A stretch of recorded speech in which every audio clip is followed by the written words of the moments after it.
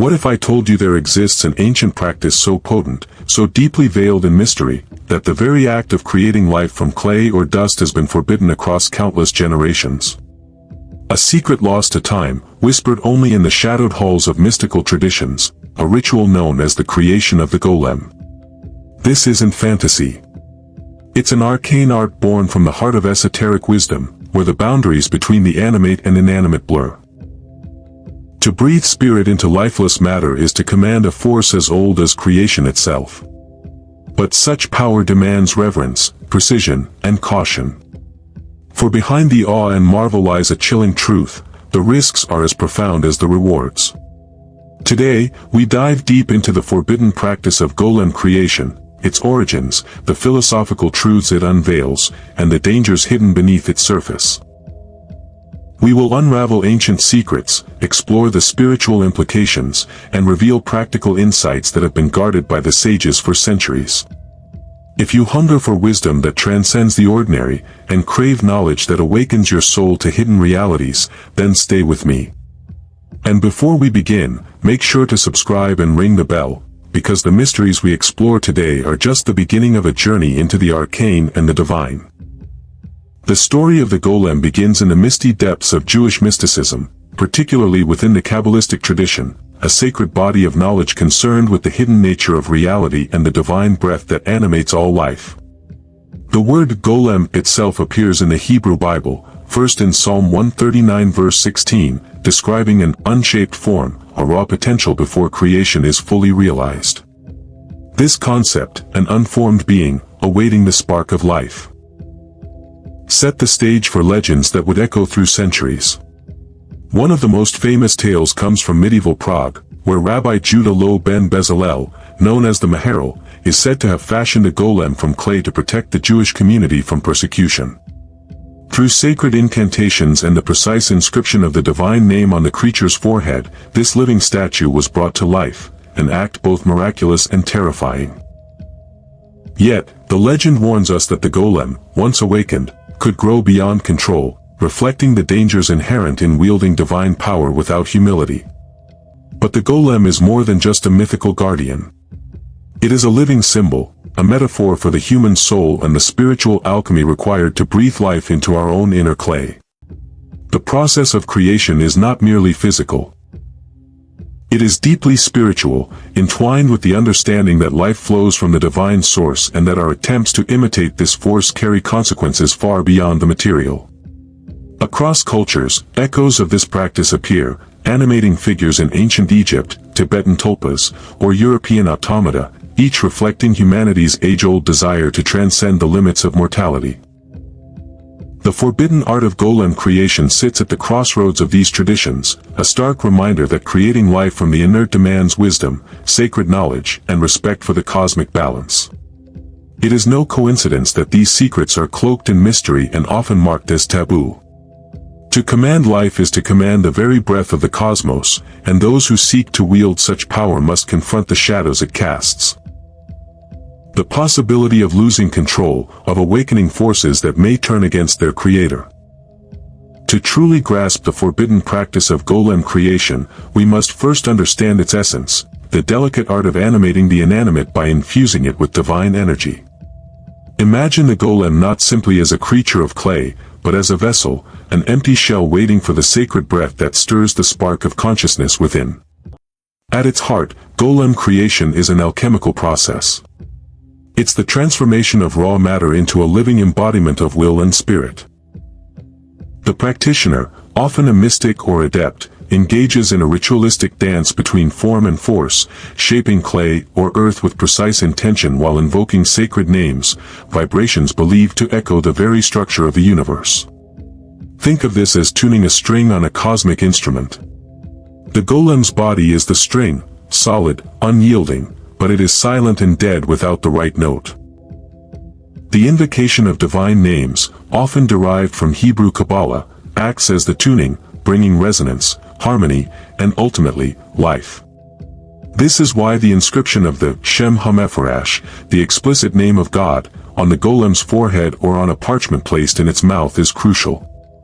It's not mere symbolism, it's the channel through which divine power flows. But here lies the paradox: life cannot be summoned by force alone. The ritual requires not just knowledge but purity of intent and a deep spiritual connection. The golem is an extension of the Creator's will, yet it also mirrors the Creator's soul. This connection means that any imbalance, arrogance, fear, or impatience can ripple through the creature, destabilizing its existence. The process involves more than forming clay and reciting words. It demands a profound understanding of sacred geometry.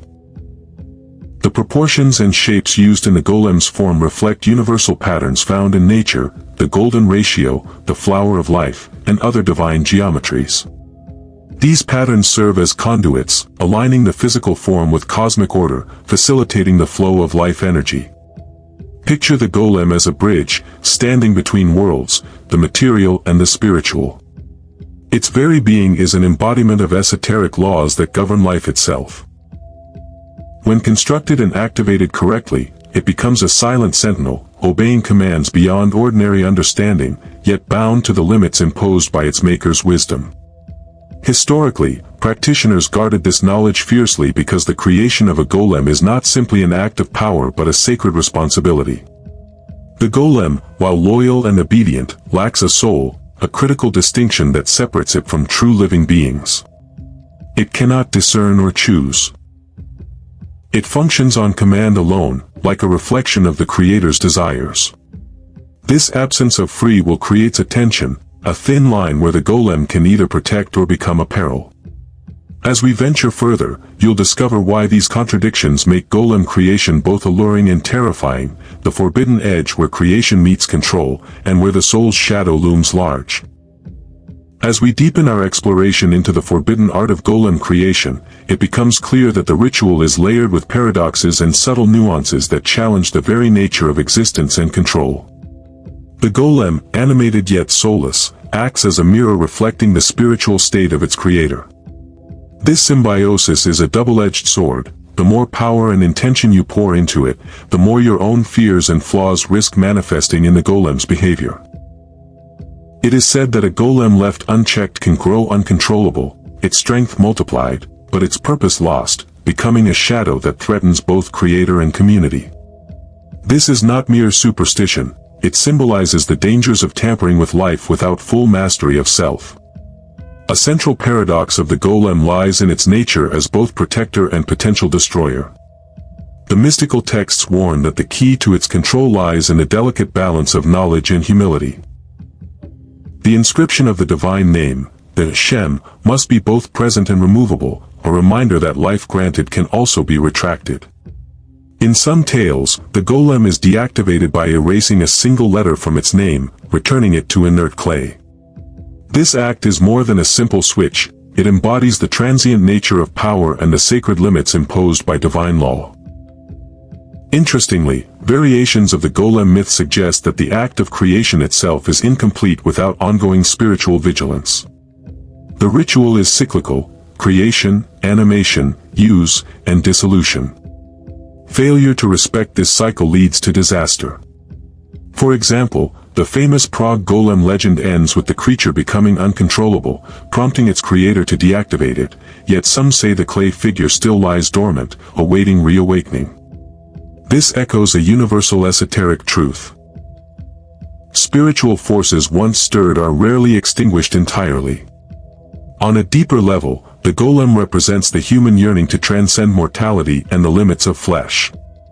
It embodies the quest to project willpower into the world, to externalize intent into tangible form.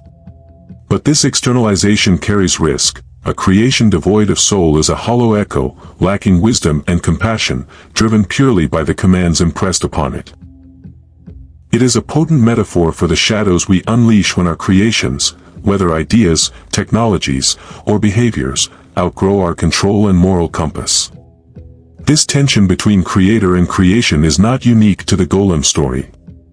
It resonates with the myth of Frankenstein, with modern AI debates, and even with spiritual teachings about ego and manifestation. The golem warns us that creating without grounding in ethics and humility can birth forces beyond our command, forces that can reflect our darkest impulses back to us. Furthermore, the process of animating the golem is bound to sacred geometry not only in its form but in its ritual structure. Each step, each letter, each chant corresponds to a universal frequency, vibrations that harmonize physical matter with spiritual energy.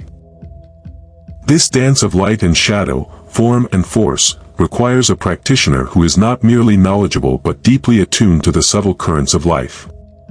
Finally, the golem's lack of independent thought reveals the limits of the practice. It is a servant, never a master. The practice reminds us that true life, imbued with soul and consciousness, cannot be forced or fabricated. It must be nurtured, earned, and aligned with higher truths.